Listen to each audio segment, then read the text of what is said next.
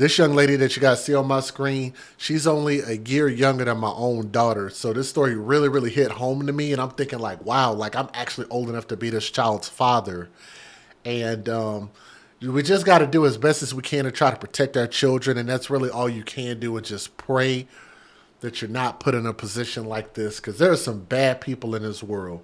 But before I get into the details, I got to give you a disclaimer real quick. Some viewers may find the following content offensive and controversial. The information in this video comes from multiple sources, including court records, official police charges, news web articles, and interviews. This video commentary also contains my personal opinions about the facts of this story. The point is to use this story as a cautionary tale in hopes of preventing tragedies like these to children going forward. Viewer discretion is advised. That is your official disclaimer.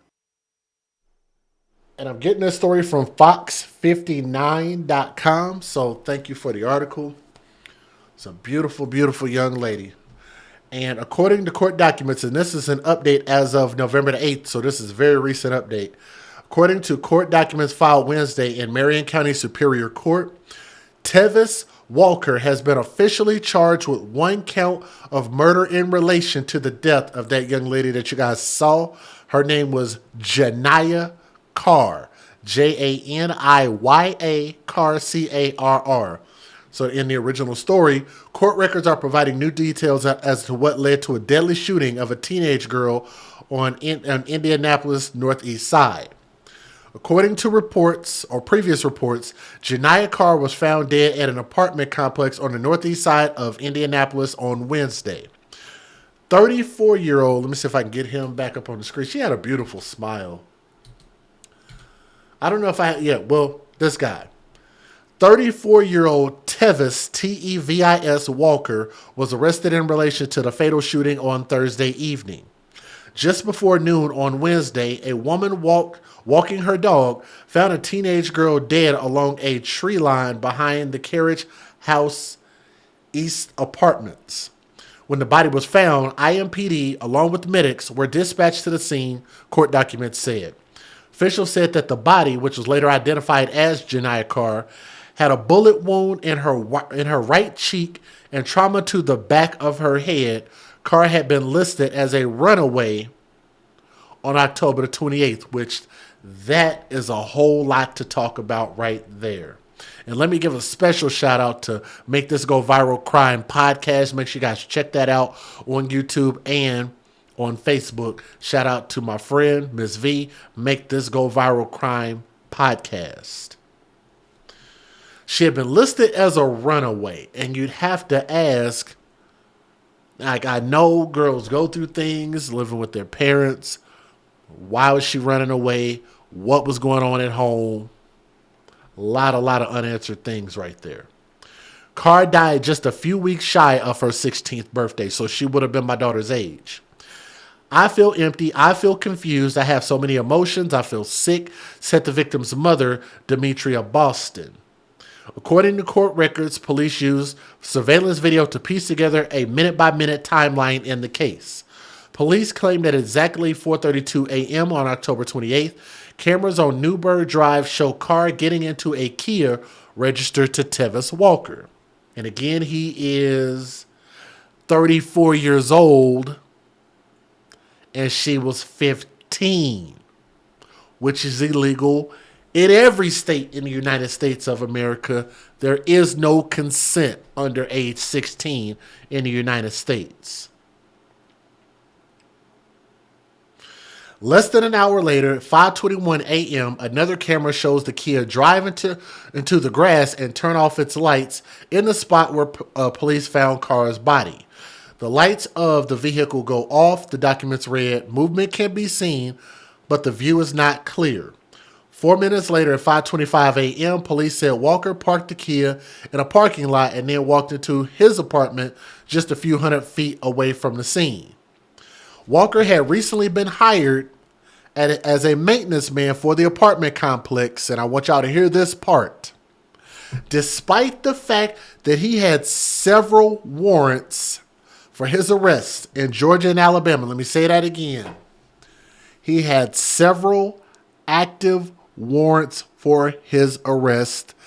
And I know apartment complexes do background checks. Were they trying to pay this man under the table? Did they not check? Did they not know? Did they know and didn't care? I think they should face a huge lawsuit if they neglected this. If they knew that he was wanted by the law and then just didn't say nothing. This could have been avoided if they had done a thorough background check. And how many times do we talk about that on the AFC podcast? We talk about background checks all the time. Cannot be avoided. He shouldn't have been working here. He had a warrant, and I agree with the mother.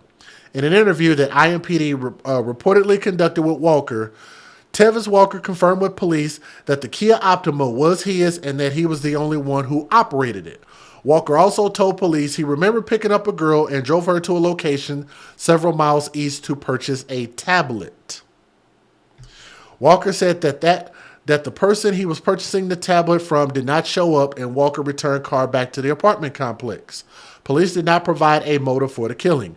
But the torture of what he did to my baby is stuck in my head and I can't sleep, Boston said. Walker was arrested on preliminary charges of murder and was transported to jail by IMPD wagon. The suspect is being held without bond pending filing of formal charges. The apartment management sent a written statement that read, "The Gene B. Glick Company was shocked and deeply saddened by the fatal shooting of Janiyah Carr, a teenage resident of the Carriage House East in Indianapolis. We mourn with her family and friends and our entire Carriage House East community over this senseless tragedy. We are aware that a Carriage House East employee has been arrested for the crime. Throughout its investigation, we, including community's private security force, comprised of off-duty IMPD officers, have been working closely with and providing information to IMPD, and their detectives and investigators will continue to actively assist and cooperate with the investigation, but we cannot provide any further details at this time which may impede the ongoing investigation." That is a mouthful. The management team followed up with a second statement that added, "The individual under arrest was hired in June of 2023 after passing state and national background checks administered by a professional screening company." That's where they're probably going to have a problem, because I'm sure something came up. Somebody either ignored it, or you're trying to say that these companies didn't actually find out that he had warrants, which I'm sure they actually did. I'm almost positive that they knew. All Glick employee applicants must pass these background checks to gain employment. These checks did not reveal the individual's pending charges in Alabama and Georgia, and we have an inquiry into our background check provider for further explanation. So I would love to hear that. Let me give you guys the fair usage real quick. Federal law allows citizens to reproduce, distribute, or exhibit portions of copyrighted motion pictures, videotapes, or video discs under certain circumstances without the authorization of the copyright holder. This is called fair use. It is allowed for purposes of criticism, news reporting, teaching, and parody, which doesn't infringe of copyright under 17 U.S.C. 107. You guys would do me a favor and please click that thumbs up. Share this video, share this story. Leave a comment. Let me know what you think about this story. All right, got it corrected there. Here's the video. Today's homicide of a teenager is the 20th youth homicide so far this year. And based on our records, that is a higher total than any other year since at least 2016. We'll be talking to youth advocates and city leaders throughout this evening to see what they're doing about this tragic statistic.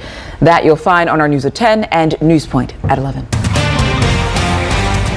Tonight, court records are providing new details about what led to the deadly shooting. Meanwhile, the teenage girl on Indy's northeast side this week. Fox 59's Jesse Wells explains how police were able to arrest a 34-year-old suspect in that murder. Jesse? As these signs show, this apartment complex is being recorded at all times, 24/7. According to court records, police used that surveillance system to piece together a minute-by-minute timeline in the case. Just before noon on Wednesday, a woman walking her dog found a teenage girl dead along a tree line behind the Carriage House East apartments The victim, Janiyah Carr, died just a few weeks shy of her 16th birthday. I feel empty. I feel confused. So many emotions to the point that I feel sick. 34-year-old Tevis Walker is now accused of the killing. Police claim at exactly 4:32 on the morning of October 28th, here on Newburgh Drive, cameras showed Carr getting into a Kia registered to Walker. Less than an hour later, at 5:21, this camera on Aristocrat shows the car drive into the grass and turn off its lights at the exact spot where police found Carr's body. 4 minutes later, at 5:25, police claim Walker parked the Kia in this parking lot, then walked into his apartment just a few hundred feet from the scene. Police reports showed Janiyah was officially reported missing on Monday. It turns out the accused killer had recently been hired as a maintenance man for the apartment complex, despite the fact that he had several warrants for his arrest in Georgia and Alabama. This could have been avoided had they done a thorough background check. He shouldn't have been working here. He has a warrant. This affidavit claims Walker admitted the victim got into his car, but insisted she eventually got out and returned home. Police did not provide a motive for the killing. But the torture of thinking what he did to my baby, that's stuck in my head. I can't sleep. Finally, the suspect is being held without bond, pending the filing of formal charges. Charlie, thank you. As that happens, court records are providing new details about what led to the deadly shooting of a teenage girl on Indy's northeast side this week. Police found the 15-year-old's body Wednesday. They announced the arrest about 24 hours ago, and Fox 59 Jesse Wells explains how police were able to arrest the 34-year-old suspect. As these signs show, this apartment complex is being recorded at all times, 24/7. According to court records, police used that surveillance system to piece together a minute-by-minute timeline in the case. Just before noon on Wednesday, a woman walking her dog found a teenage girl dead along a tree line behind the Carriage House East apartments. The victim, Janiyah Carr, died just a few weeks shy of her 16th birthday. 34-year-old Tevis Walker is now accused of the killing. Police claim at exactly 4:32 on the morning of October 28th, here on Newburgh Drive, cameras showed Carr getting into a Kia registered to Walker. Less than an hour later, at 5:21, this camera on Aristocrat shows the car drive into the grass and turn off its lights at the exact spot where police found Carr's body. This is all we got. And that encouraged me to fight even longer. To know that they're still searching out here today, the day after. To know that they're still searching means that there's a God in heaven and he does answer prayers. I asked God the day before. I said by the end of the day, me and my sister were praying, and I just kept praying. She said, God, give us answers today. And he did that. I know it's a God in heaven. It may not be what you want to hear, but you gotta get the truth. And I am glad. It could have lingered on and kept going, and her body just left. And there were days where I had to still figure it out. But I'm glad that whatever happened, that they were still able to find my baby. I just want justice. Tonight, police have a 34-year-old man in custody who's accused of shooting and killing another teen. Police tell us he killed the girl, then dumped her body. Our John Duran talked with family and neighbors today who say they had seen this suspect before. Police say the suspect lived in this apartment building right near where 15-year-old Janiyah Carr's body was found in these woods behind me. And neighbors tell me he worked as a maintenance worker for this apartment complex, and it's the same apartment complex the victim lived in. I just seen it last night, and I'm like, he looks familiar. Then I showed my wife. She like, baby, that's the maintenance man. And then I looked at his face again. I was talking to him right there. Police say early Saturday morning surveillance video shows Carr getting into the suspect's vehicle. The probable cause affidavit shows a little over an hour later, the suspect drives his car into the grass where the body was found Wednesday morning. Police say the suspect had active warrants in other states. How is it that they allowed this man to work here, knowing that he even has a warrant in Alabama as we speak? How can you allow that?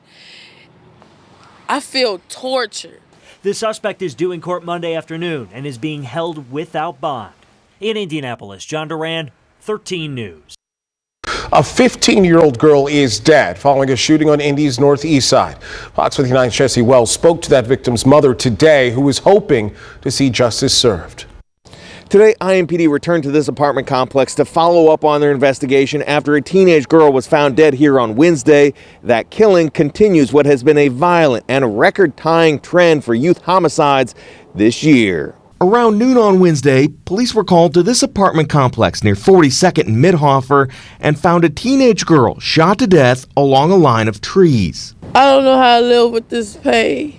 Demetria Boston says her daughter, Janiyah Carr, was a student at Arsenal Tech who recently attended homecoming and would have turned 16 in just a few weeks. Police detained one person for questioning in the case, but are continuing to investigate. Police reports show Naya was reported missing on Monday. Her family doesn't know why she was killed. But I'm glad that whatever happened, that they were still able to find my baby. I just want justice. The death brings the total number of youth homicides in Indianapolis this year to 19, tying a record set just last year. Finally, anyone with information on this homicide or the teenage girl killed over the weekend can still contact either IMPD's homicide office or Crime Stoppers. My thoughts on this. I think somebody's lying about those background checks. I think somebody knew that this man had warrants and they hired him anyway because they're just like, hey, we need some cheap help and we need it now. And go in here and clean these apartments up. And what he do, he turn around and you just have to be careful when you bring people into your workplace because now you're going to be held liable. So the apartment complex is going to be held liable if the background company provided and showed, hey, this man has warrants. That's even if you even did a background check. Now, if there were pending charges that didn't hit the background, then fine. Then nobody's liable for that. That type of thing can slip through the cracks. Like if the charges don't hit within a certain time, if they're pending, maybe you don't see it. Then in that case, then nobody can be held liable for that. But here's one thing I do know. You can look at this girl and you look at this 34-year-old man that was allegedly trying to give her a ride. We know what kind of ride that he was probably trying to give her, and she probably ended up turning him down. And the thing is, which can be a very tricky thing. So from a father's standpoint, here's what I'd be thinking if it were my daughter. I'd be thinking, number one, why are you running away? What's wrong at home? Number one. Number two, why are you in communication with this grown-ass, old-ass man when you are a child, an underage child in every state in the United States of America? Number three, why is he reaching out to you, and what is it that he wants from a 15-year-old girl? The likelihood of figuring that out ain't that hard to figure out. And then you'd also have to ask, what were his pending warrants or maybe even active warrants now? What are they for? Does it have something to do with children? Does it have something to do with murder? Does it have something to do with drugs? I would like to get that information, and I think that would give us more of a full body idea about what really was happening in this situation. And I think we pretty much know what happened here. Either he took it or she threatened to tell on him. And he took her life.